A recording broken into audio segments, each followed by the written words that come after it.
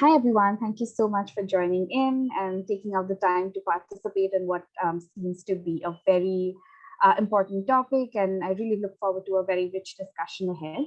I am Sanjana. I work as an associate of Belong Research Collective, and I welcome you all to the final day of the inaugural edition of the xSDG conference. This is the last panel for the day and for the UnConference, so I'm pretty excited about this. The inaugural edition of the xSDG conference is an initiative of Belong. A little bit about Belong for more context. Belong is a social innovation platform that seeks to offer discrimination-free services to people who are otherwise discriminated against on the basis of their identities. That could be on the basis of caste, religion, gender, race, sexuality, disability, etc. We run programs for 3 major verticals, and these are called the Research Collective, which is what the UnConference is a part of, the Mental Health Collective that does a lot of work around intersection of identity and mental health challenges, and then the Literature Collective that's focused around art, inclusion, and culture spaces. The UnConference is a part of one of our major initiatives that Belong, called the xSDG platform, which is at a very primary stage, but seeks to provide a global platform to promote truly intersectional and inclusive development. So far, we've been focusing on curating resources in terms of research papers, reports, data sets that focus on development through intersectional identities. Now on to the UnConference. The UnConference is in collaboration with our wonderful partners and organizations such as Dalberg, JPAL South Asia, and Breakthrough India. It started on the 18th and is going to run up till today. And we've had about 15 to 18 panels so far, such great conversations, fantastic panels lined up around how SDG programming and funding can be better addressed to suit the needs of people who are marginalized on the basis of their identities. And we've had interactive sessions, lots of film screenings, etc., on such topics. And we hope to sort of shape some concrete initiatives that can be implemented going forward as a matter of culminating all of the conversations we've had so far. So that's it from me. I will hand it over to Afua now by maybe quickly introducing her. Afua is a partner with Dalberg Advisors. She's based in Bangkok and co-leads Dalberg's work in Southeast Asia. She also serves as the firm's Global Inclusion Advisor with a focus on advancing principles of equity and inclusion. Over the last 2 decades, she's advised companies, foundations, governments, and organizations on planning, monitoring and evaluation, and also a lot of private sector engagements in emerging and frontier markets. So that's it from me, Afua. Over to you. Wonderful. Thank you, Sanjana. Good evening, everybody from Bangkok. And I guess good morning and good afternoon to those of you dialing in from elsewhere around the world. My name's Afua Sarkodie. I'm a partner with Dalberg. And as Sanjana said, I also serve as the firm's Global Inclusion Advisor. So really excited to moderate this evening's conversation on inclusive employment. And, I'd like to obviously thank you all for joining today and thank Belong for bringing us together. And I think this is such an exciting lineup of panelists.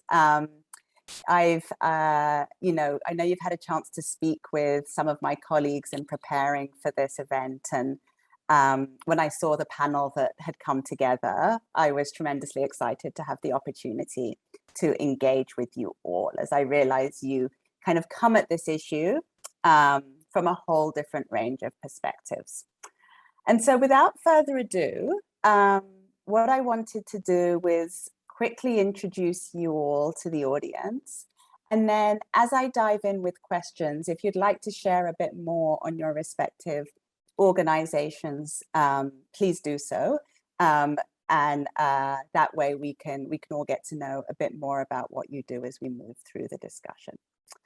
And so first, I'd like to welcome Arman Ali, the Executive Director of India's National Centre for Promotion of Employment for Disabled People. And the centre has successfully advocated for several policy changes to positively impact employment opportunities for people with disabilities. So really excited to learn a bit more about that. I'm also thrilled to introduce you to Hendrix-Jenkins, a Senior Advisor with Tostan. So Anne brings extensive experience working on community-led development and gender equity and inclusion globally. So think that that nuance and those intersections will help us really unpack this issue of inclusive employment. We're also thrilled to be joined by Papa Amadou Sarr from Senegal's General Delegate for Entrepreneurship. His office is charged with the promotion, development and financing of entrepreneurship in Senegal, with a particular focus on youth and women. Next, we have Maha Karaman, who serves as the head of social business and microfinance for Europe for BNP Paribas. And I think notably in this role, she structured the very first French social impact bond promoting job reintegration in rural areas. And since then, her team has gone on to implement several more. So welcome, Maha. And then last, but by no means least, I'm honored to welcome Professor Javaid Iqbal Khan from the Department of Economics at the University of Kashmir. So with a focus on religious minorities in the labor market, Dr. Khan is currently, I believe, studying the effects of religious affiliation on labor market outcomes. So I think a nuanced and deep perspective you'll be able to share. Thank you. So welcome to all of you. And to frame this conversation, I wanted to begin with just a quick recap of SDG 8, the Sustainable Development Goal, which aims to promote sustained, inclusive and economic growth, full and productive employment and decent work for all. And so achieving that goal will require a transformation of education to employment systems to prepare, place, and support people into decent, productive employment. And to do this inclusively requires policymakers, practitioners, and employers alike to try and think about what are those systemic barriers to employment and how do we start to address them and break them down. And so my first question actually goes to you, Professor Khan. As we try and understand the scale of the challenge we're up against, can you paint us a picture of how the exclusion of certain groups manifests when it comes to labor markets and employment? Oh, and you're on mute. Technology. Thank you very much for having me here. When it comes to exclusion or non-inclusion, which we are using interchangeably as terms, there is a great deal of othering in labor market and other social and economic as well as political spaces across the globe. So it's not fundamentally something which is true of global south, as we call it, but it's more pronounced in the global north and Europe, for example. We are well aware of the things that have happened in such advanced societies like the US with respect to the voting rights of women, for example, at the same time, what we call as the color of skin actually being a great marker when it comes to participation in public offices across the globe that has been happening. But currently with a focus on global, these labor markets, if we see, for example, there are 2-3 things which we need to look into when it comes to non-inclusion. At the macro level or at a generalized level, when we divide populations or people, the first categorization becomes between men and women, for example. And if you look at the non-inclusion of women, particularly in the employment globally, in 2019, the female labor force participation rate for the global economy or for the global society as such was 47%. As against the 74% of men, which is actually 27 percentage points for a population of around 4 or 5 billion people who are above the age of 15, for example, in the labor market age of 15 and above. The first non-inclusion is in terms of gender, right? Women are 27% less in labor market of comparable ages globally. And this is more pronounced in North Africa and Arab states. Now, this has another dimension to it, which I will be coming in the next few minutes. wherever women have made certain inroads into the labor market thanks to their higher educational achievement over the last 2-3 decades, for example, they in the Caribbean, for example, and Latin America, women are surpassing men as far as educational attainment is concerned. But at the same time, when it comes to that mean differential as far as their per hour these wages are concerned, they are faring less by 17%. So on the educational front, they are higher than males in particular societies, but they are lower in terms of what we call as their earnings for the same wage, what we call as the wage differential based on a particular marker, which is gender in this case. Second is in terms of age, for example. Now, if you look at the age dimension in world populations, particularly in the labor market, 267 million young people in the age group of 15 to 24 are neither in the education institutions, they are nor in the labor market, nor are they in the training institutes. They are literally missing men and women. They are nowhere. They are neither in the educational sector, they are nor in these what we are calling as labor market, nor are in the training centers. And third, very importantly, I'm just quoting up from the International Labor Organization, these figures are there. So what they are actually, these figures are indicative of what is a rampant non-inclusion at all levels as far as the labor market is concerned.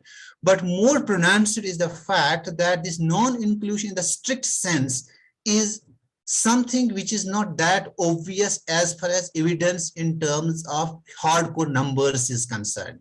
For example, what we say is that these are lived stories of people in all societies across the globe. But these lived realities are such that since the dominant discourse is against it, because generally wherever discrimination happens, either it is minority of numbers or it is something like minority in terms of power structures. Global society, global order is extremely asymmetrical when it comes to power relations. For example, misogynist regimes across the globe, demagogues across the globe have emerged. And they have emerged only on the context of making the majority great. For example, if I paraphrase it in a better way, without referring to making America great or making some other society great, so I would say that it generally translates back into the making the majority great.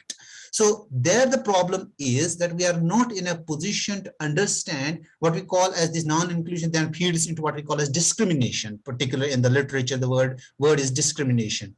So when we look at a discrimination thing, the fundamental problem with this phenomena is that the academics across the globe and policymakers particularly will argue that this discrimination phenomena is more of a perception than of a lived reality.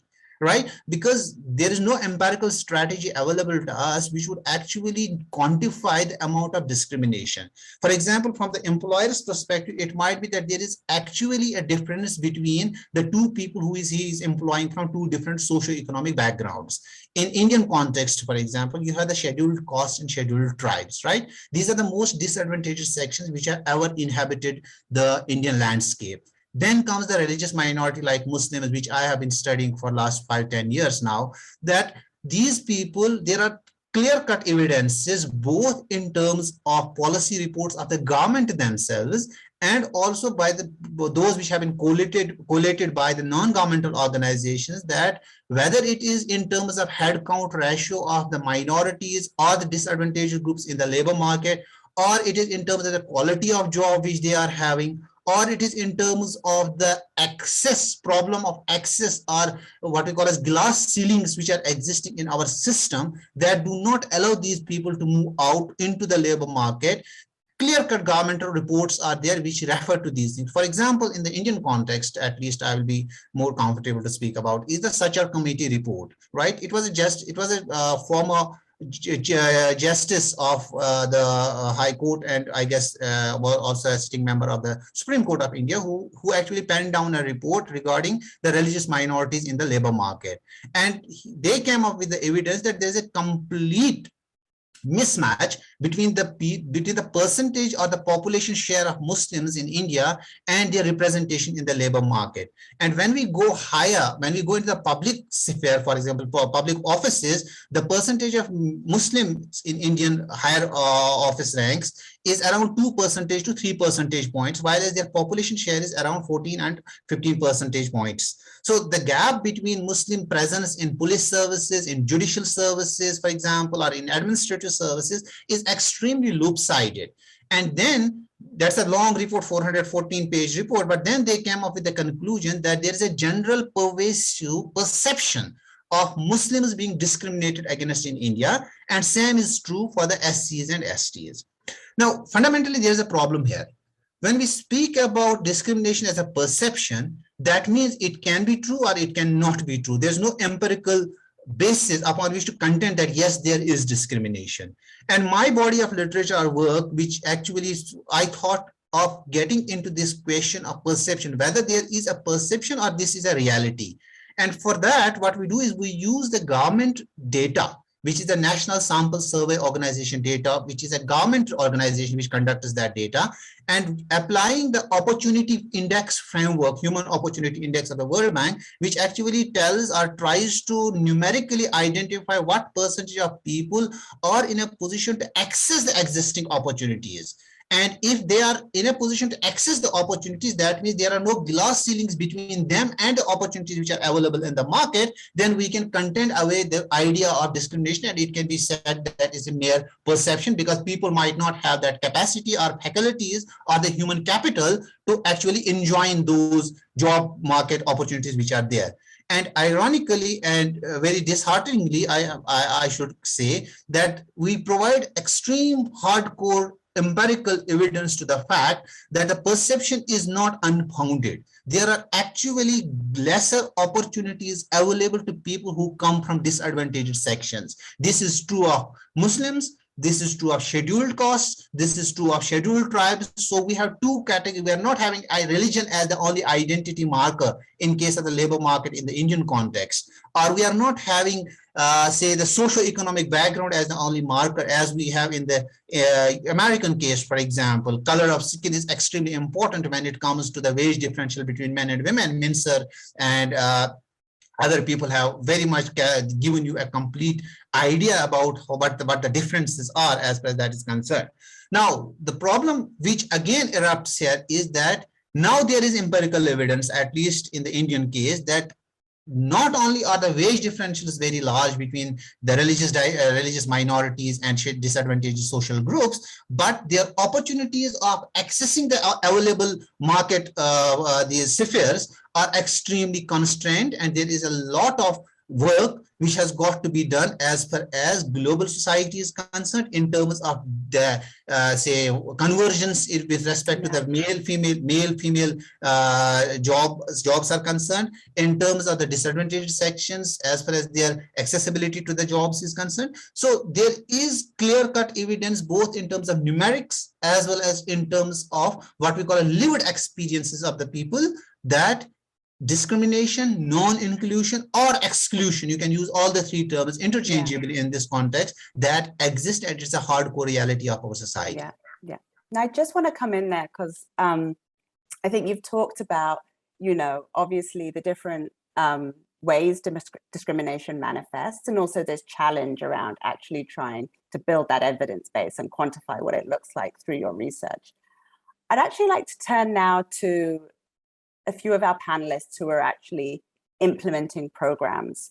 And so, trying to, given this context that Professor Khan's laid out, which you see manifest in different ways across different markets, would like to better understand what steps your respective organizations are taking to develop inclusive employment and entrepreneurship programs and policies, and how you think about addressing the needs of different groups.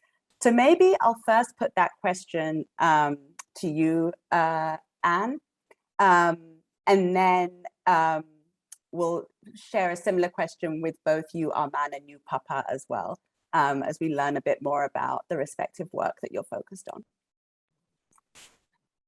Okay, thank you. And thank you, Professor. That was a really great opening. I just want to say, from the perspective of community-led development or community well-being, which is the sort of ultimate goals of the work that I do with Tostan and other organizations, One of the most key aspects that with regards to inclusion in any form, including inclusive employment, is based on something that you said, Professor, which is lived experience. So in a world that is overrun with experts, probably some of us being among them, the experts, the real experts in working in different contexts and trying to figure out how to change the conditions within those contexts are the people who have the lived experience.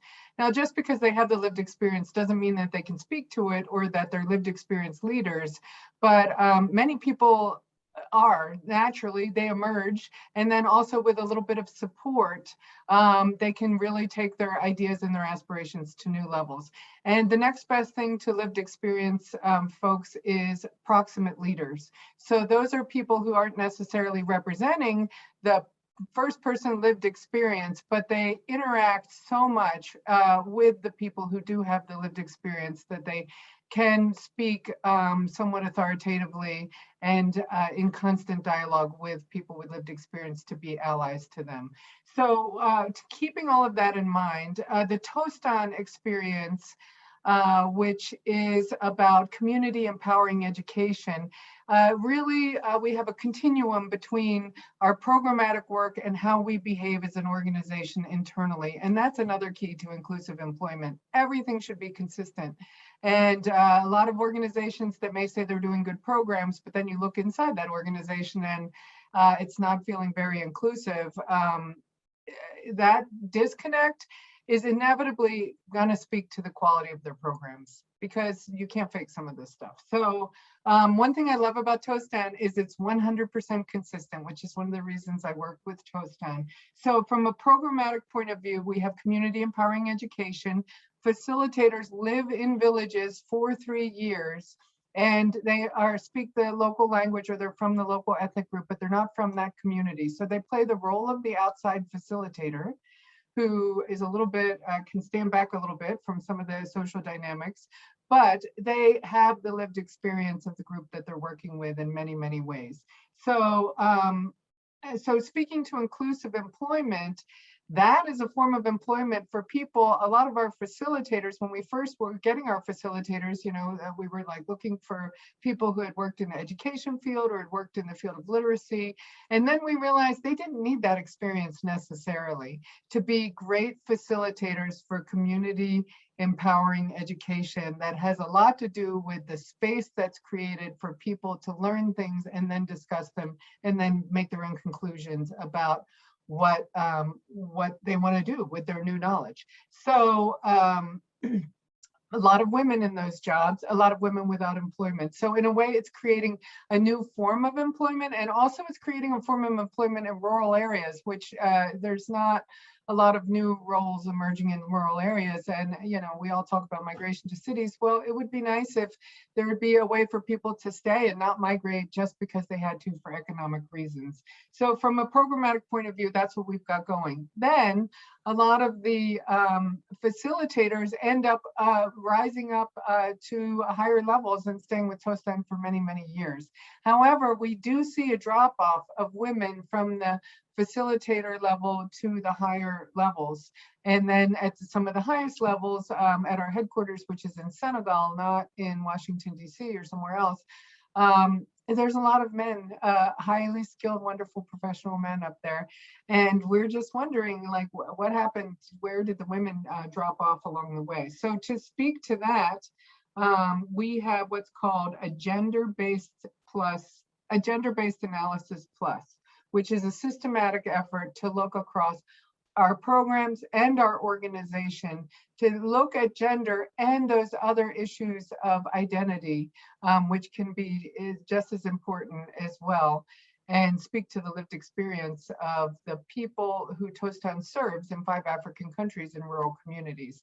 And that is just from a practical point of view, we have funding from Global Affairs Canada to run a program reaching 182 communities. And that funding includes paying for a position of a person with the knowledge and experience to do this kind of work, to run this analysis over the course of several years across Tostan's programming. So it's not something you can do in a week with a consultant. It's a deep, deep look, and there's great resources out there, and it needs to be, you know, really some serious level of effort devoted to it from people who know what they're doing. So we've had that process going underway, and I'll just give you one quick finding that we found from it, which was that as with some of our community empowering education work, which focuses a lot on women because they are some of the least educated people in these communities, the men's participation was dropping off.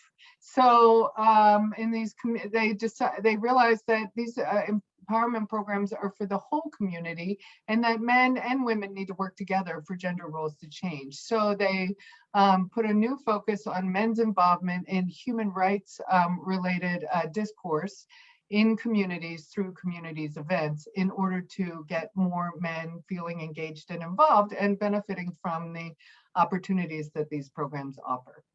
So I'll stop there, but I hope that gives you a little bit of an answer to your question. No, that's wonderful, Anne. And I think we'll come back to some of the things you mentioned around the different identity markers and how they intersect with each other. But maybe over to you now, Arman. Would be curious to know from the work that your organization has been doing to develop inclusive employment programs and policies. What are some of the lessons or successes from the work the center has been undertaking that you think others could learn from?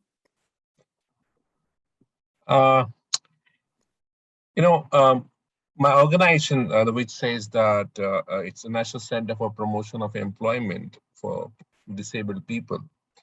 The irony is that when we started this organization 25 years back, our belief was that when you give economic independence to people with disabilities, it takes care of everything else.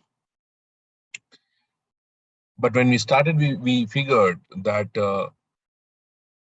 people with disabilities were not been hired in private sector companies or corporations. And also that the job roles which required certain kind of skill sets or qualification did not exist with people with disability. We did do survey back in 1999, which the research was one of the super 100 companies, employers in India, what was their percentage of employees with disabilities. And also we did a research study on the status of education of people with disability in India around that time. And it turns out that, of the super 100 companies in India in those years, they employed less than 2% of people with disabilities in the workforce. And that too mostly with blue collar jobs and limited to a certain kind of disabilities. And also when it came to education, less than 1% of the total population of people with disability were getting education, and less than 1% of that educated lot get any meaningful employment. And at that point of time, we figured that, that the challenge is to do with accessibility. There is no accessible school. There's no accessible system which takes people with disabilities on board. If there's no accessibility, you cannot go to school. You don't go to school, you can't get a decent employment, and so on. So we turned ourselves into an advocacy organization, and we do research based advocacy primarily to bring policy change. And we are a kind of a pressure group on the industry, on the state, and so on. We started this award to recognize organizations who are employing people with disabilities. It's been 2 decades now. It's called the NCPDP Mindtree Helen Keller Award, and we have been running this from last 2 decades. We recognize people with disabilities who are role models, people who support employment of people with disabilities, and organizations who are employment. And this award is so prestigious that the top-notch corporates are now taking part. It is always on the eve of the World Disability Day. Through this medium, we have been able to engage with the federations on private sector companies, which include Federation on the in information technology, the National Federation on Business, the FICIs, the CIIs, the NASCOMs, SOCM, all the other federation in the country, which is at the national level. We have engaged with them, and there is a change. There are organizations who are employing people with disability across board. The disability category has also increased, but I think the sectors need to change. It cannot be limited to an IT and a hospitality industry or a retail industry. There are other areas which needs to be explored. Another challenge that we face is that most people with disability are in an unorganized sector. They work in unorganized sector. They're small entrepreneurs at their own level doing some trade which is not accounted for. And there is this design where people with disabilities efforts on to be an entrepreneurs are not treated the same way as it is done for the non-disabled people. There's no incentive which is extended to them, which are being benefited by other sections of the society, even if they are coming from a marginalized group. Again, it's been 2 decades now. We are again conducting another study with IIM Bangalore, Indian Institute of Management, Bangalore, on the status of employment of persons with disability in private sector again. And this study is to attempt, is attempt to be made to understand how organizations are contributing to the status of employment of persons with disability in India. What are the challenges that they face? How can we bridge the gap and create a larger resource pool for people with disability? As far as the public sector is concerned, the government, there is a mandatory 4% reservation in the existing Rights of Persons with Disabilities Act, but the implementation remains a challenge. Again, these reservations are against jobs which are identified for people with disabilities, and again, this remains, there's a lot of backlog, and again, certain kind of jobs are not identified, and a lot of jobs are not filled up because one doesn't find people with such kind of a qualification because there is a gap in the education reach for people with disability. But this remains an issue. There are many litigations at the Supreme Court and the various high courts across the country. People are challenging recruitment notices where they think people with disabilities are being left out. In the entire space of employment and entrepreneurship, there are very few mentions of women with disability into this, and people who have multiple and more higher support needs also get excluded within the group itself. So there are multiple challenges that we need to face, particularly when it comes to employment for people with disability in the present times, with being hit by this pandemic. And while disabled people had a seat on a table to discuss about equal opportunity with private sector organizations or companies, all of a sudden we are pushed behind 2 decades where we are asking for people to give us food, basic supplies to survive our everyday existence. Thank you for sharing that. And I wanted to pick up on a couple threads as I turn now to Director General Papa. I don't know if you're there. I know you're not on camera. I just wanted to make sure we still had you on the line. Are you there? Yes, wonderful. So, Arman talked a bit about obviously a lot of the people with disabilities in the context of India are actually in the informal sector. And so that being one of the challenges to overcome. Would love to turn to you and hear a bit about how the office you're in charge of in Senegal thinks about inclusive employment and entrepreneurship and how you think about the different needs of different groups when it comes to inclusion. Yeah, it's a pleasure for me to be on this panel this afternoon, and I am going to focus specifically on what we call rapid entrepreneurship, focusing on youth and women. It is, I would say, in a sense, based on a study we did in 2017, 16, 17, on the GDP rebasing of our economy, that we found out that the population that are the most vulnerable across the country, both rural and urban areas, are youth and women. More than 60% of those people did not have access to financial services or not have access to proper and decent employment, with a particular focus on women who were the most, I would say, affected. And Senegal has implemented or is implementing what we call the Plan Senegal Emergent, which is a Vision 2030 plan that we're working on right now, and to achieving goals in such of education, healthcare, but also employment and industrialization and structural transformation of the economy.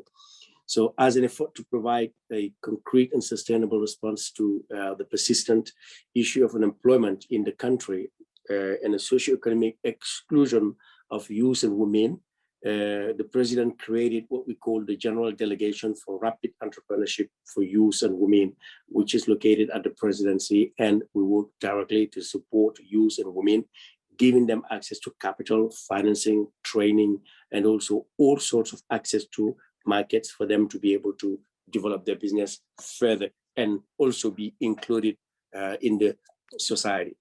This was an important milestone actually in structuring an organized pathway to create employment and develop innovative projects as a response to the issues faced by youth and women in particular. And as one of the key stakeholders, I would say today, after 3 years of implementation of socioeconomic development programs, projects targeting youth and women, we have been able to create an enabling environment for sustainable business growth, supporting SMEs, supporting, trying to support structural transformation through value chains development in agriculture, in crafts, and other sectors in remote rural areas across the country. And for instance, we've been able to finance people all across the country, all the 45 departments and 505 communes. And we've been also able to deploy those financial services through digital financial services tools, mobile money and wallets, etc., to access people instantly. And our mission today is to actively work to reduce gender inequalities in accessing finance and also development across the country. And just to give you some key figures we've been able to do over the last 3 years, as a nutshell, 55% of women are unemployed compared to 30% of men actually. And despite this large gap, which is many are involved in entrepreneurship in the informal sector, like cases like in India, Bangladesh, and etc. And we have been able to try to formalize all those economies. I come from the Ministry of Finance prior to that job. And then we've been able to work together with the tax office to be able to give incentives to formalize businesses freely and put in place a specific legislations called Startup Act that will grant them a 3 years grace period of paying taxes the time they register, have a formal registration. And the 4 main products we've developed so far that have been having impact, and thanks to Dalberg also, who has helped us develop our strategic plan for 2017-2022. The nano credit, which is a small loans from $20 to $600 directly given to women and on a daily basis, and they pay it back on a monthly basis with only a 5% interest rate, revolving, that allow them to develop activities in the markets for women especially. It's we have a 100% payback how can I say rate, and it is becoming nationally implemented to allow women everywhere to have access to those resources. And we have also the classical microcredits financing, which goes up to $2,000. And last but not least, we have the support for small and medium-sized enterprises that can go up to $100,000. Among those, we have a particular focus also on digital economy, where we fund startups in sectors such as artificial intelligence, but also all those new tools that they use to develop economic development across the country.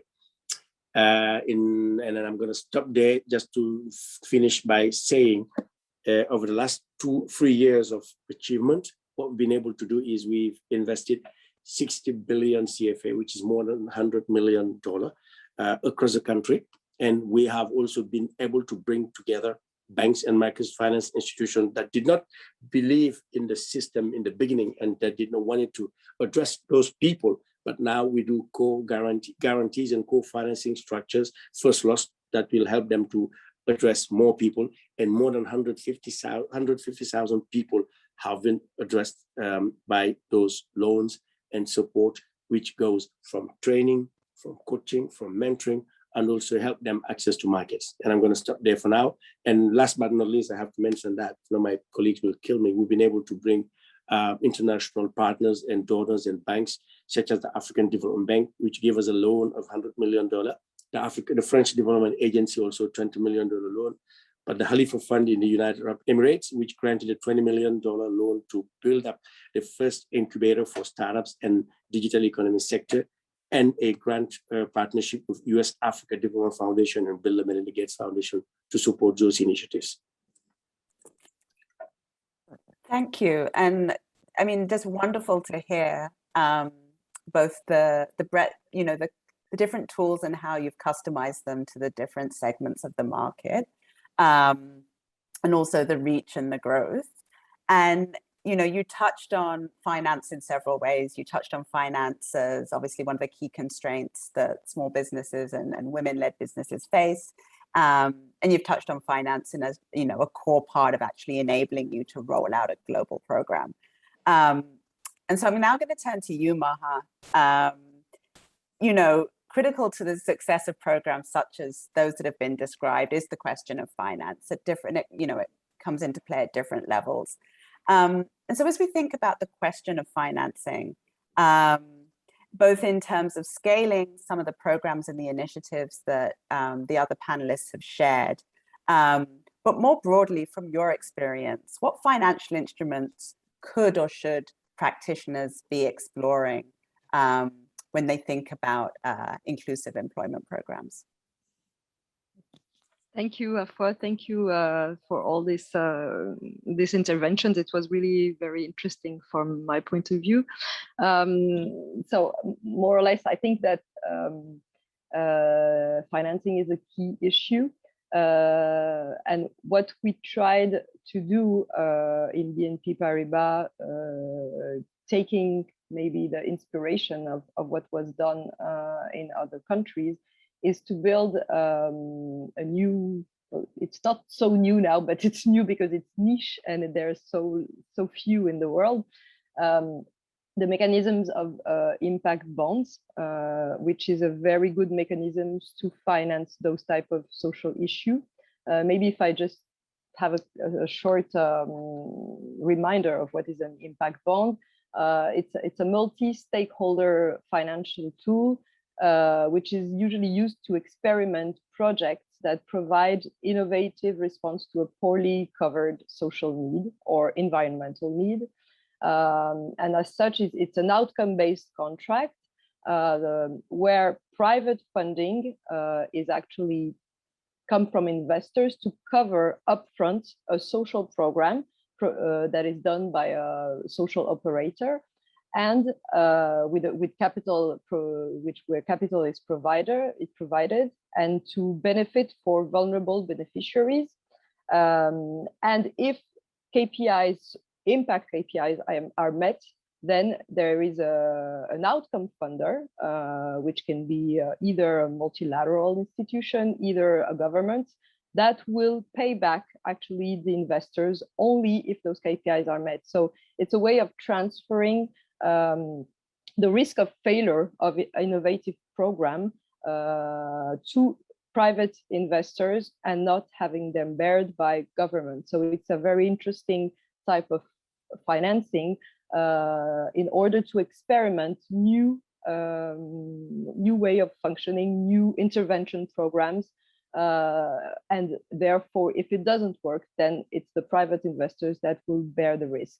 And why it's interesting? Because it's a good tool to finance prevention programs. Because actually what those programs do is that they say, if they work, we are testing them. If they work, they benefit to everyone.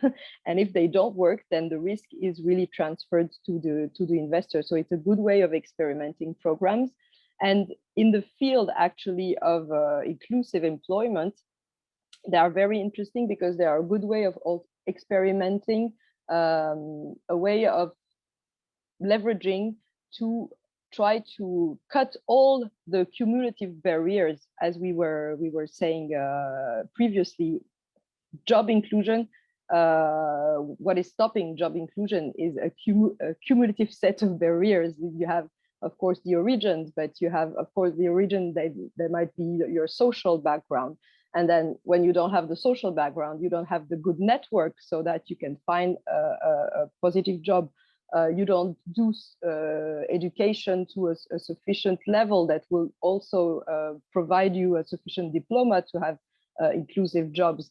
You don't have the codes of the enterprises. You don't even have the dressing codes sometimes, or the way to behave in a job interview. You probably have mobility issues also, because maybe you don't have the way to have a license or to have a car. And all this shows that it's all intercorrelated. When you have one, you usually have all the others too. So it's not just one barrier, but it's a cumulative set of barriers. And what is interesting in the social impact bond is that it's a way of addressing all those barriers in a single program. So usually what we do is we build a program with all the barriers that must be lifted, and there's the beneficiary then has a way of lifting all those barriers. So if I give a few examples of the programs, maybe it will be more, it will be something that will be more expressive. We did one, for example, on which I like a lot, which is called La Cravate Solidaire, which means in English, solidarity tie. So the tie, and it's actually an NGO who goes to very big corporates and ask, traders, banking traders, or lawyers to give their old suits, which are not so old actually, but which are old suits that they don't use anymore, so that they can provide them to just youngsters that do not have the means to go and pay for a nice suit that will give a good impression of them in the job interview. So this is really something that is one of the discrimination that we can note. So they provide this, and we did a social impact bond on this one. We did one on mobility issues, because we can see that when you are senior, disabled, youngsters without parents that are behind you, you cannot also address those mobility issues. We did one on avoiding school dropout, for example, because school dropout is the first step to unemployment, of course, or to precariousness of the employment. And as Javaid, the Professor Javaid was saying, there are a certain number of students who have a very clear glass ceiling, and whereas they could have the potentiality to go further in their studies, to have more ambition, they just stop and they just go to work for McDonald's, for example, whereas they could really go further in their studies. And there's an NGO called Article 1, which is really specialized in addressing those issues and helping those students to go further and further in their ambition, and to try to actually transform their ambition into a better inclusive employment. And there is also one that we do, for example, in Belgium that is called Oranius, which is specifically on the profile of needs. So as you know, not in education, employment or training. So those are really youngsters that are really off the radar. They are not, they're probably not even registered in anywhere. So the government doesn't have any way even to target them, to give them social benefits. So it's really, they're off the radar. And so this association, they have networks to gather those youngsters and bring them to have housing first, an employment, and more stability in their lives. And the social contract is dedicated to that. And we see that it also avoids more that of course it avoids unemployment, but it also avoids delinquency issues, health issues. So those are really problematics that then have other consequences that are very important. And why is the contract interesting? Because it's really built on the idea that when you invest today in preventive issues, then you will have actually a much higher benefit, a leveraged benefit on society and on even revenues for the state, or avoiding costs for the state. That is much bigger than what is invested today. So this is the global issue, the global way of the financing of outcome-based financing. And it's a very interesting way of putting, because it really has a way of I don't like the word monetizing, but it's really giving a monetary value, an economic value to social action, which is really today quite important, because it's not just when you invest in social issues, it's not a subsidy. It's the way of shifting the mind from the concept of just giving a subsidy to just investing actually in society, because this social action actually has a value, and an economic value that is measurable and that is comparable. Where in social impact contracts, we usually use randomized control groups as evaluation, so that we really compare how the program is really giving an added value from what the normality would have done, or what other programs would have done. So it's really, and it's only if this added value is actually achieved that there is a repayment of the investor. So it's really based on the efficiency of the social action, and it's really well adapted to context of inclusive employment on all types of populations. There was one in Finland on refugees integration. Of course, there's gender equality. We're working on one which is not exactly on job inclusion, but it's how menstrual hygiene is a very complex issue for women, and is at the same time a factor of dropping out of school, but it's also dropping out from their jobs because they don't have actual a way of doing it. So it's a correlated issue, but it's how actually all those cumulative barriers can be skipped, or can be banned, so that employment is easier for people who don't have the good first. Well, they weren't born in an easy context. So maybe I can stop here, and if you have any questions, please do not hesitate. Yeah. No, and I thank you, Maha. That was, gosh, there was so much that was there, and I do want to come back to the point around measurement a little bit later, because I think that's a really interesting one. But where I did want to go now, you know, everyone has talked about kind of these different dimensions of identity that serve as barriers when it comes to employment, and we've heard about gender, youth, disability, and so forth. And a question for you, maybe coming back to you, Professor Khan, is how we start to think about how these different identity markers actually start to compound each other, and the extent to which, you know, in your work or in work you've seen, practitioners and others have been able to really apply an intersectional lens to think about, as you layer on age, religion, gender, what does that actually look like? And how do we think about designing initiatives that are tailored and customized for those different realities?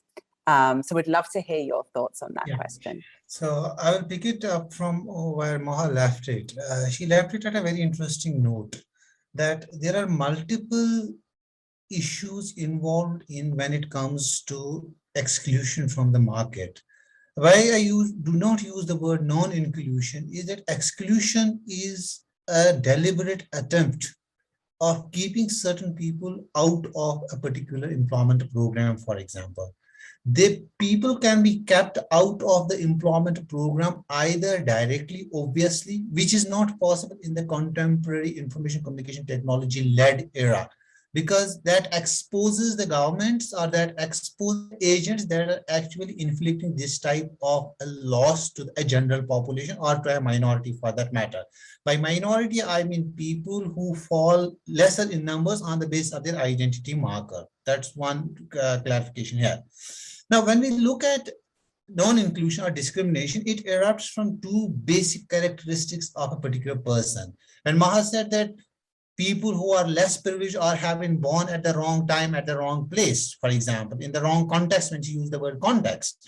So what does that necessarily mean is that discrimination or non-exclusion this exclusion can actually come up to a particular person by way of what we call as circumstances, the circumstances into which a particular person is born, right? A person has no control over his circumstances. He is born as a male or as a female. He is born in Africa or he is born in Americas or Europe. He has no control over them.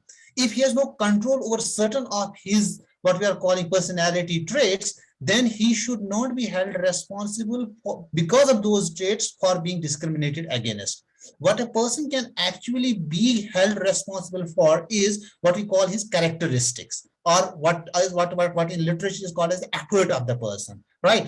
So all those what we call those liberal-minded people, or what we call as egalitarians or meritocrats, would actually argue that if a particular person has lesser educational attainment, he does not compete in the labor market with a person who has a higher educational attainment, then there is no case for discrimination as such, right? Because both of them are competing in the market and he is not actually getting it through on the basis of merit. Now, the fundamental question here is that there is an overlap, what we call as intersectionality, but I use this overlap or intersectionality in a different context. For example, if a person is born in a less privileged society or a less privileged household, right? He does not have access to education the way a particular person has when he is born in a better household or in a household which has a higher income level or per capita income is higher. Now, how does it play out? It plays out in this fashion that he does not attend a quality school. Once he's not in a position to attend a quality school or does not have access to proper health care, that would automatically mean that the quality of education, for example, which this guy is getting is necessarily not up to the mark. We have in Asia, for example, generally, the grading system is on the basis of the marks. The students attend a particular school, they apply for a particular exam, they get marks, evaluate it and get marks. And then there is a problem of multilingual system in education, for example. Certain people or certain sections of the society are comfortable with a particular language, but the overall medium of instruction in these countries has unfortunately or fortunately been very much aligned towards English. And societies which are actually, I should say, not that better off, have extreme problems while switching over from their mother tongue to English. For example, in India, South Indian people are very much more fluent in their own regional languages called like Tamil. The North Indian belt is more comfortable with Hindi, for example. But you are pushing down English as a universal language of medium of what we are calling instruction. And certain people have an advantage in that. And there are historical antecedents of this particular process where the elite capture of education institutions has happened through access to a particular language. And that's one case in point where the characteristics of an individual, which are otherwise obvious that he is better educated, he has a job, has got to be linked to the context where these characteristics are actually intersectional. They are intercepting the circumstances also. And so the circumstances are actually being fed into what we call as the characteristics, and the overall picture which comes out is one that of inequality. Now, in the context of the work which is already available there, the body of literature, and it's an extreme pleasure to be here with people who are actually in the field of practice. I'm more of an academician than a practitioner, so I can just pinpoint what the gray areas are and where those gray areas actually exist. One of the important things is that if you look at in the developing world particularly, and most of these works are being carried out in that world, is the problem is not that we have an exclusion in the labor market. The problem does not lie in including people into the labor market or giving them jobs. What the problem is actually is deep rooted in terms of educational attainment. It is deep rooted, deeply connected with the health outcomes which these people are actually returning. And it has an extreme connection with the cultural and geographic context into which these people are actually living. For example, we cannot relate to the African society where millions of people die because they cannot have a what we are calling support system to actually help them out of malaria, which is simply an infection because of mosquito bite. So nets, for example, are not simple. $10 or $5 is the cost of providing a net, this mosquito net to a family. But they do not have access to that mosquito net, and huge amount of work or aid has been going into provision of these types of small basic facilities. Now, I was very delighted to hear from Arman that there is a huge focus in convincing people that disability, for example, is a problem. Now, when we look at intersectionality or the intersectional theory, for example, it argues that there is no one single identity or being, gender is not the only marker. Gender is compounded by many other markers which this particular individual is having. We have multiple identities, to say, put it this way. And these multiple identities, multiple circumstances are actually forcing and reinforcing each other when it comes to an unlikely or unhealthy outcome as far as a particular person is concerned. I'll give you an example. For example, right now, India has a president who is actually from a minority scheduled, he is from a scheduled tribe, right? Or scheduled, he is from a this what we call it other earlier excluded class of the society. I bet you if he, even as a president of India, if he goes to a household which believes in this stratification of the society, okay, what will happen is there will be a separate utensil into which he will be made to drink water as on this date, right? Because his identity of being a president does not absolve him of his identity of being a Dalit, for example, right? And that compounded effect of multiple identities, a person getting rid of his this shortfall in employment will be pushed down or bowed down by his identity of belonging to a caste. For example, we have seen in Indian context again, what we have seen is that there are people who have actually excelled, right? The excelling in life has actually three components. And that's where my personal argument is that we need to focus. Earlier, we used to say from education to jobs. If there is a good educational system in place, that will land us into jobs, right? And provided by support by the government or affirmative action, what we call in literature, affirmative action is a great tool to introduce jobs. But now what is happening over the last 10, 15 years is there's a huge retraction of the public sector or public policy for that matter in the economic affairs, right? Public sector is actually dragging its feet back as far as employability or employment programs is concerned. So what does that actually indicate? One, the absorption of people in general and the disadvantaged sections in particular in the labor market through affirmative action is going to come down because the scope of the government in the labor market is actually dwindling over the period of time. The resources available with the governments are coming down and they are not going to have that affirmative action. That's one. The second very important thing is that the people, even if there is reservation, even if there is affirmative action, although that has its own problems as Arman rightly pointed out, but assuming that everything is hunky-dory, that we have reservation, we have a determined government to push that reservation as far as the labor market is concerned, but where are the people with the skill set? You have problems as far as skill set of getting into a job is concerned. Indian universities, for example, lots of positions in the Indian universities which are specifically meant for scheduled caste, scheduled tribes, and other disadvantaged sections are lying vacant because there are no applicants. Why we do not have applicants? Because a university job, or for that matter any other job, has a basic skill set requirement, and that skill set requirement is not coming through because of the circumstances with which these individuals are there. So I will like to end up here that there is a basic problem in the system, what we call as, of pushing in a particular solution to a particular problem without looking into the interconnectedness of these problems. There are huge interconnectedness involved when we speak about basic or shortfalls as far as employment opportunities are concerned. And that is why in case of the disadvantaged sections, what happens is that we see it on the face of it that they are not in the labor market. There's discrimination against them in the labor market. That's a fact of life. But at the same time, there are serious underpinnings to the interconnectedness of their being, where they are and how they have evolved to this particular point. And as Maha said, where have actually, at what point in time, in which geographical, social, cultural setup they have been born.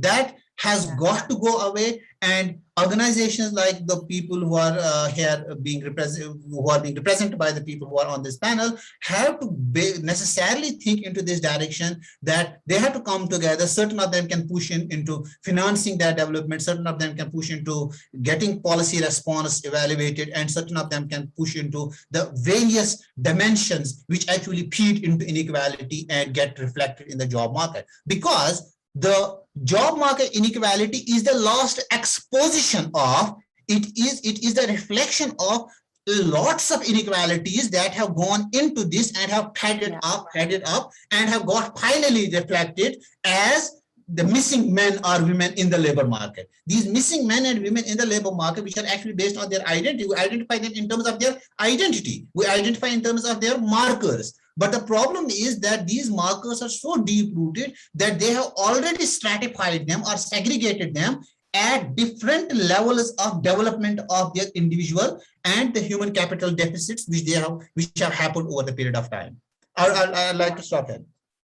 No, thank you. And I think the depth that you elaborated on there is it's key as we're thinking about these different issues. But I would like to just get Anne and Arman to come in. Just as you're thinking about, Professor Javaid talked about the complexity of intersectionality and how you see that kind of underpinning a lot of these different exclusion challenges. In the day-to-day work that Tostan has been doing, and you touched on this a bit earlier, you mentioned, the gender tool that you use, and curious if you've been able to incorporate an intersectional lens into your work, and how that might have enabled you to think about inclusive employment different ways.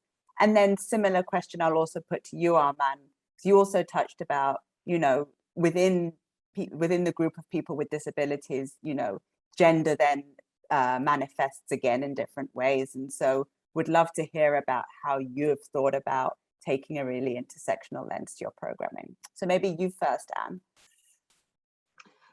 Thanks for your question. This is such an interesting panel. That GBA tool that I mentioned, the gender-based analysis tool, it starts with gender because gender is the biggest one, but it does expand to look at all kinds of intersectional things, because you never know. Every place has its own identity elements that as an outsider, you might have no idea. For example, there is caste in parts of Senegal, and that affects people's opportunities. And also language, you mentioned language, that is such a huge one, because ideally in a, say, locally functioning economy, you can speak the local language and you don't need to speak another language. But if the programs that are coming in to help you to get the skills to do the work are not conversant in your local language, truly conversant, then you've missed the opportunity. So in terms of one look at inclusion is that the most marginalized people represent the biggest place of untapped potential within a culture. So you need to understand who they are and why they're marginalized. And it's often for many reasons. They are a rural woman who speaks a certain language, who's from a certain caste, who's one of the poorest people in the poorest part of the rural community. And she comes from such a marginalized space that to reach her and then to work with her so that her potential can be fulfilled for her benefit and for the benefit of society, that takes a lot of work. And it takes a lot of listening and understanding. You know, there's examples where, you know, you'll go into a village and you'll make a map of all the buildings in the village. You have everybody participating and they're putting every building in the village. And then later you're like, what are those buildings? Like, why aren't they on the map? Oh, those people, you don't want to know those people, right? So you can't underestimate the amount of work it takes to understand all this intersectionality, and especially as outsiders trying to come in and, God forbid, be helpful. So TOSTON takes that into consideration with everything it does, and starting with the facilitators who are from a nearby place, who speak the language and who can live in the village so they can understand what the dynamics are and try and get into them a little bit. And as I mentioned before, they do have a third-party status because they're not from that actual village. So they can see things that people who live there have long ago stopped seeing. So it is a very high issue, especially the rural piece is a big one for TOSTON especially, and informs everything we do externally and internally. Thank you, Anne. And same question to you, Arman. Curious how, the center has thought about intersectionality. Talking about intersectionality, like in India, if you talk about other marginalized groups, which Javaid mentioned about the scheduled caste, the scheduled tribe, and the other backward classes.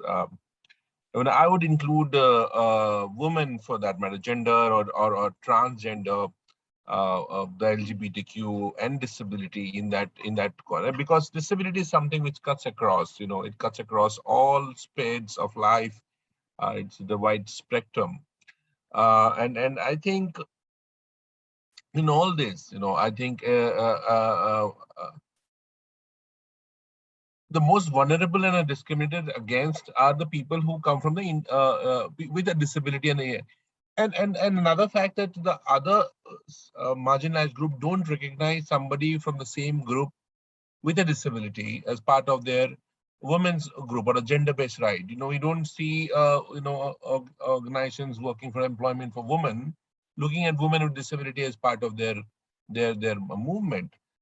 And that is also something which we take it up very seriously, and we run India's largest national disability network, which is based on cross disability, intersectionality, and so on.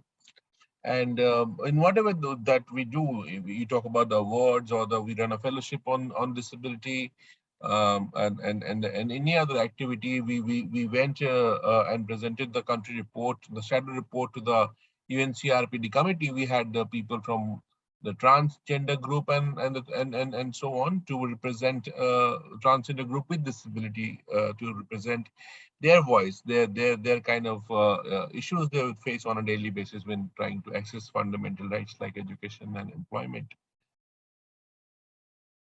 Thank you for sharing that. And I've just got a couple more questions. Then I know there are some questions from the audience as well. But one thing, just kind of picking up something you'd mentioned earlier, Maha. We all know the saying, kind of what matters get measured and what gets measured matters. And so, when we're thinking about the impact of inclusive employment programs and policies, what do we track and how do we see whether we're actually achieving the outcomes that we're aspiring to? And so we'd love to hear from both you and from Director General Sarr as well. in the context of both the social impact bonds and the work that he's been leading in Senegal of, how you really think about measuring and tracking impact with an inclusion lens. So maybe you first, Maha. Okay. Well, it will depend on what is the main purpose of the program which is implemented, because as you see, there are some subtleties.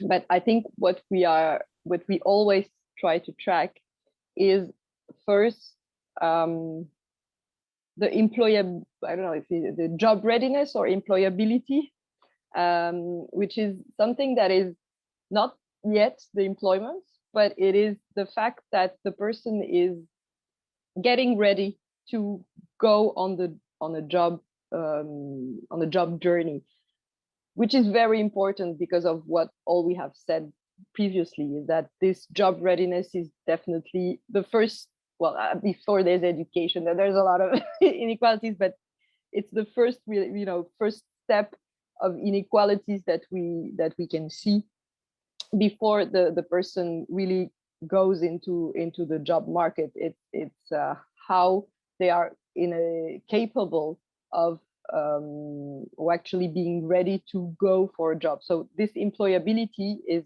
measured. It can be measured before or after, before the program and after a program. It can be measured against a population that is similar, historical population that is similar in terms of characteristics and gender and everything. So it can be measured as a progress in itself from a person to itself in a timeline, or it can be measured against a similar population that we can observe. So this is the first step, and then there's when we actually measure in programs that actually work on job reintegration. Then it will be the actual integration in the labor market. It's maybe if we work, for example, with people that are unemployed for, I don't know, more than 10 years, it's how the program will help them, reintegrate the labor market.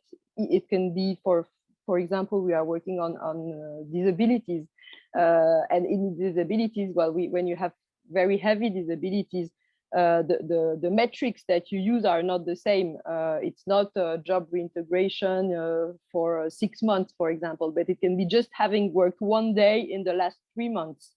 That is already significant from this perspective. So it has to be adapted, of course, to the difficulty of the public.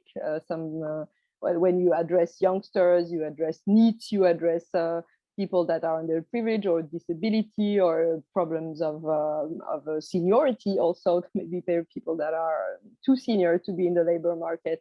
So there are a lot of. It will depend on the type of people that you address, and then there's also what you target. It can be the access to employment. Just because you are dealing with a population that are really very far from employment, so it's really just having an access to employment is already the success, or it can be the better quality of the job. So it can be a question of quality. Is it, for example, do you have a job that is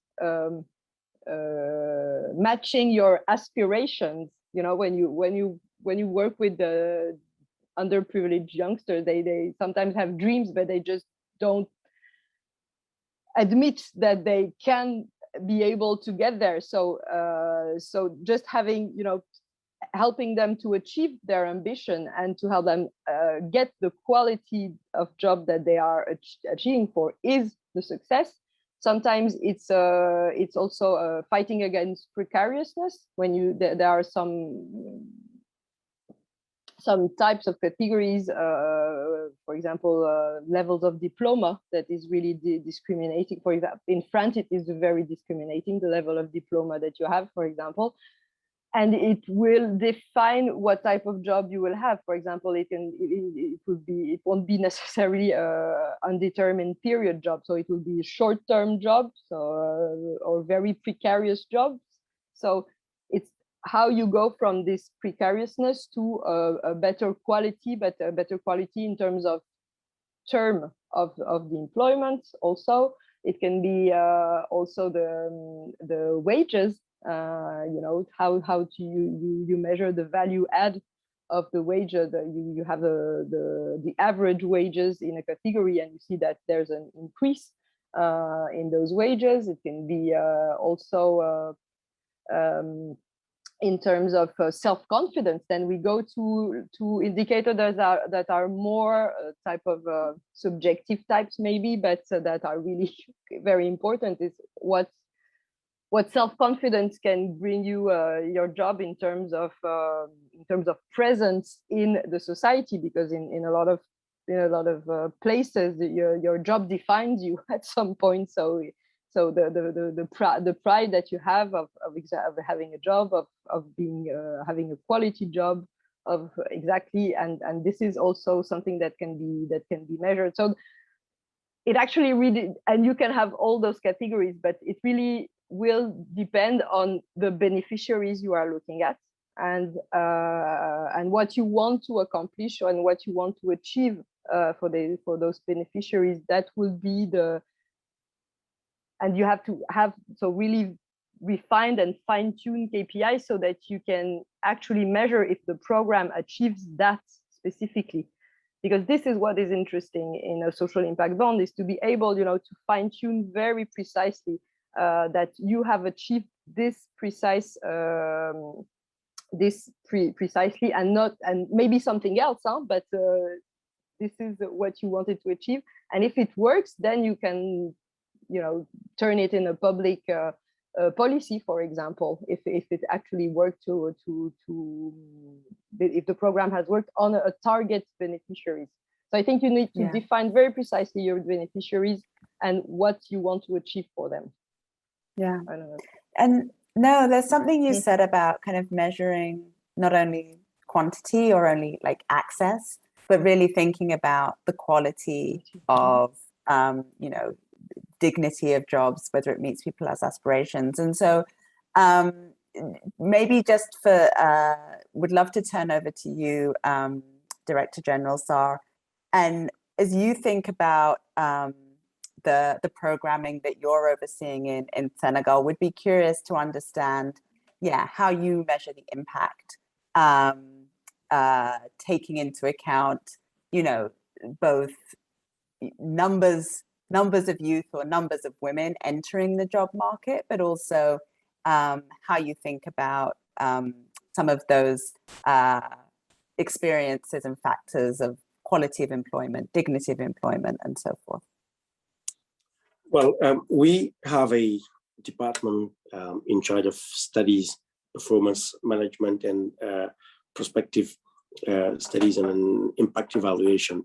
And we develop a priori some KPIs that allow us every year, with the budget that we have, to know exactly how many people we will be reaching in terms of youth and women in each region. And those metrics give us also the objective of setting our milestones, so that at the end of the year, we know exactly how many jobs we'll be able to create in terms of how much money we fund, and what will be the outcomes directly of those, let's say, $1,000 or $20,000 that we invest, and how many people will be able to be impacted and getting out of poverty. You have the direct impact, the person that received the loan, that create the jobs, that have that own the company, but also you have the indirect impact, the spillover effects that affect the people that the person employs, but also the people that the person trades with within the environment. Let's take an example of the milk value chain in rural area. When we invested more than, let's say, $1 million, less than $1 million, and funny enough, we work together with people that BNP Paribas Maha people have funded in the North Valley of Senegal. They called Corcorice. I don't know if it rings a bell to you, Maya. It's done through the UN Women in Senegal. You're supporting some women producers of rice and milk in the north of Senegal. We've partnered together to work to support those women, giving them guarantees and helping them have access to machines, mechanization for improving the rice production and milk production. And impressively, what it showed is that those people that have had access to our financing mechanism, guarantee, training, support, capacity building, have performed better than the women that are in the same neighborhood that have not had access to our funding and coaching. So this gives us the opportunity to track impact, but also track progress. And at the end of the day, our objective is those women and youth will get out of our scheme and go to the traditional banking system, because they'll be able to have their own bank account, the wallets, and also now we've had the program with Visa to have a debit card that will allow them to do the transactions across the country, everywhere they are. And this has also led us to try to see how we could put together the interlinkages with the banks, that we prepare those customers for them, primary customers, unbanked, informal sector, women, youth that have never access to have any funding so far, or any guarantees, and that after they get the first financing, training, support from us, they take it from there and to the next level. And today we're happy to say that we've been able to enroll more than 150, fund more than 150% out of more than 500 people who have registered on our electronic platforms.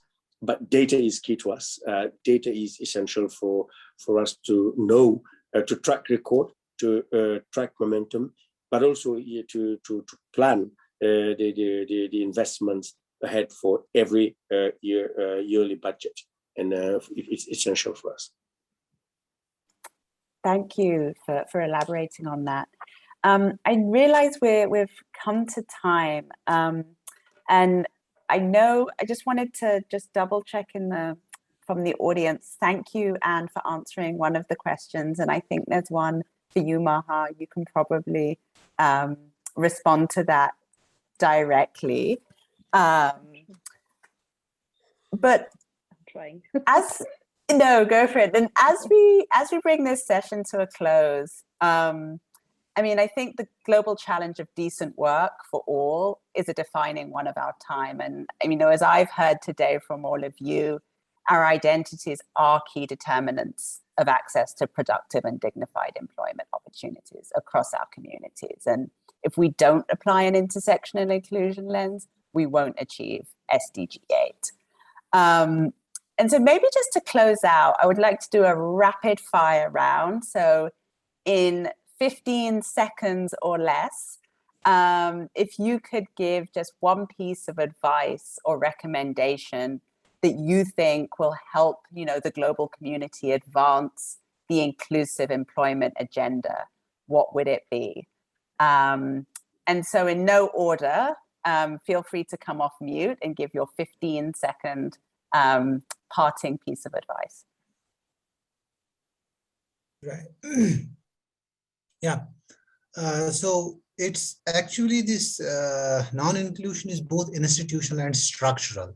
So that would mean that at both ends, from the structural perspective, by structural, I mean the socio-cultural aspect of non-inclusion, as well as the institutional aspect of inclusion, non-inclusion.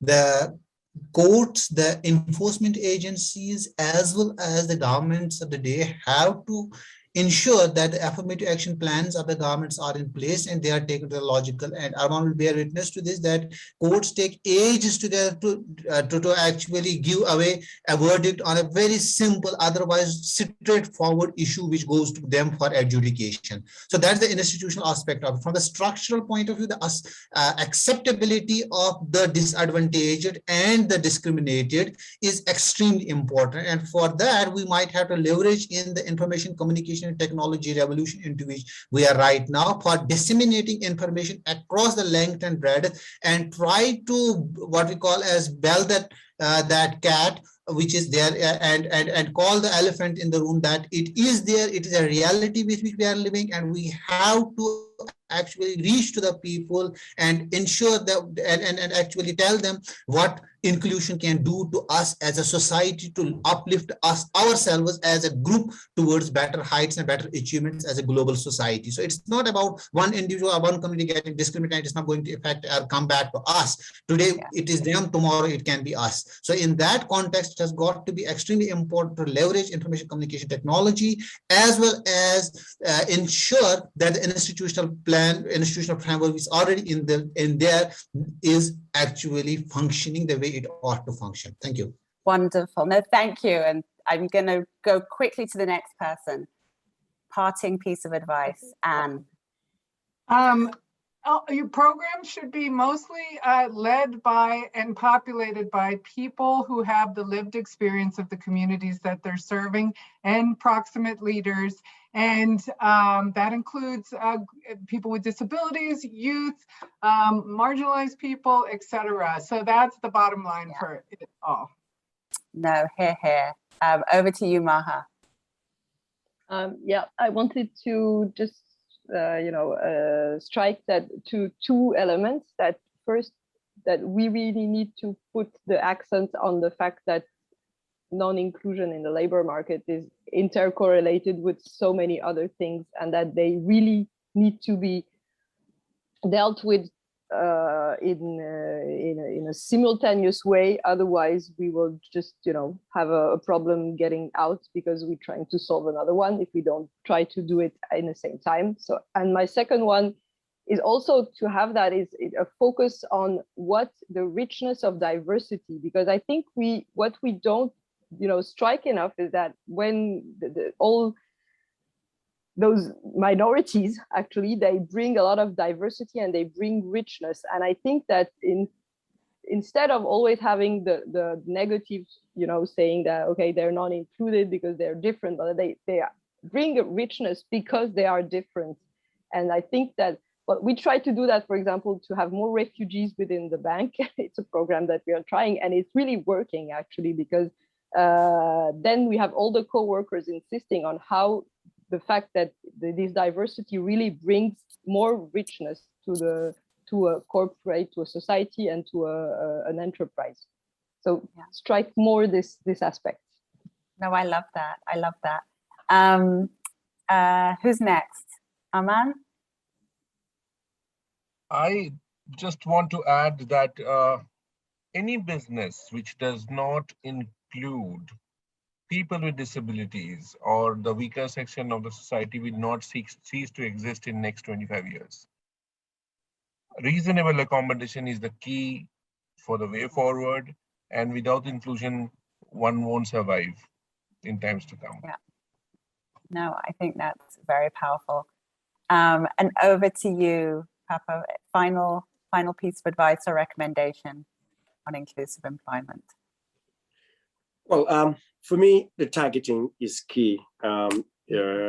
Initially, when you want to address those people, to include them being the disabled, the youth, the women, and whatever it is, you have to really specialize and target who the people should be, and also have the metrics and how to be able to measure impact forward, because resources are not enough for some countries, poor countries like ours, and to be able to really see how to getting out of poverty, and also replicate the model in other countries we're doing right now in Togo, Mali, Burkina Faso, and Cote d'Ivoire. It is essential.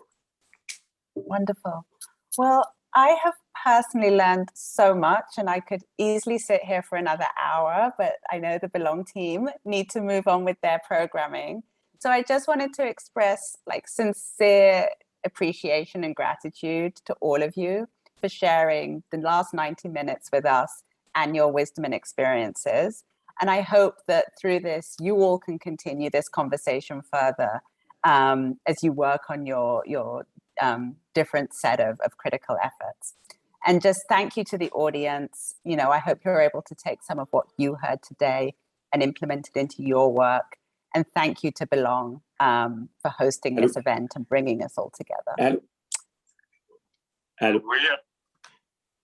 EG, comment ça va? Thank you. Oui, Sorry, EG, délégué général. Non, j'ai pas changé de numéro. Je suis à Dubaï. Mon téléphone ne marche pas. Sanjana, can you mute? Oui, je te prends 2 minutes. Wonderful. So maybe over to you, Sanjana, to close us out. Great. Thanks, Afua, and thanks to all our panelists for taking out the time and participating in what I felt was a very rich conversation. We do recognize the need for such conversations to reach to more people. So we've recorded the session and we'll be harvesting the content out of these sessions, and we'll be sort of packaging them maybe in form of a podcast or some sort of content. We'll keep you posted about that. But for now, just really wanted to thank you for all the love and emotional labor you brought to this conversation. I personally learned a lot, and I hope to stay in touch with all of you. Thank you so much, and have a great night. Thank you. Good night, everyone. Thank you very much. Bye, Good night. everybody. Take Bye. care. Bye.